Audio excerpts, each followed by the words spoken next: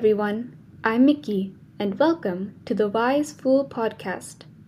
This month, we're diving into some spooky tales to celebrate Halloween. So grab a blanket, get comfy, and get ready for a few fun chills.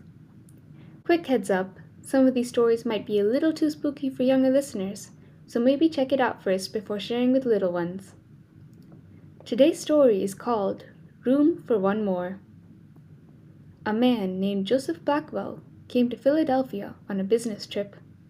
He stayed with some friends in the large old house they owned just outside the city.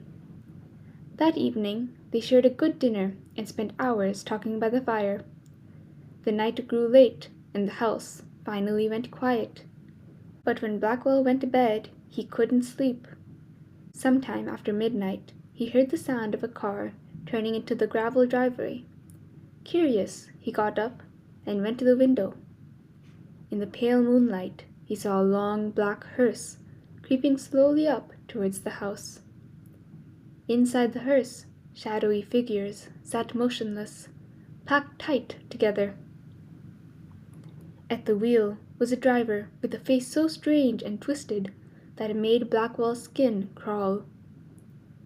The driver looked up at him through the window and called out in a low, hollow voice, "There is room for one more."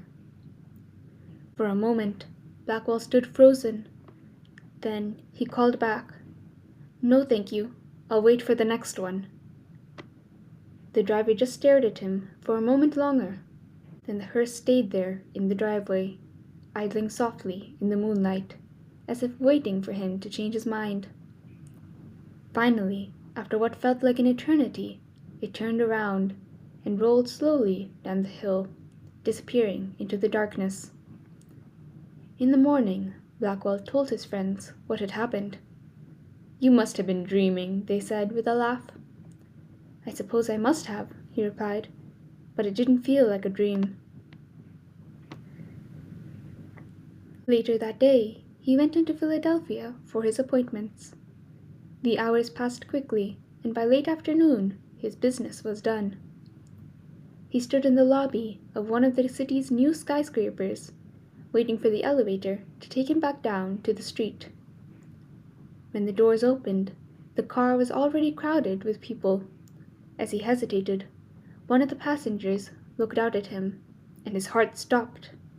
It was the driver of the hearse.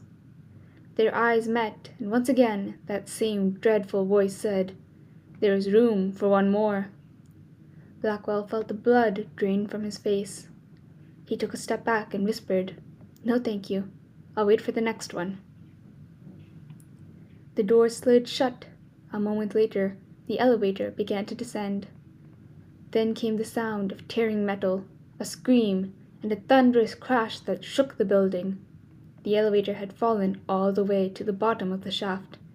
Everyone inside was killed. As Blackwell stood staring at the motionless doors, trembling, he could almost hear that voice again, whispering faintly in the back of his mind, "There is room for one more."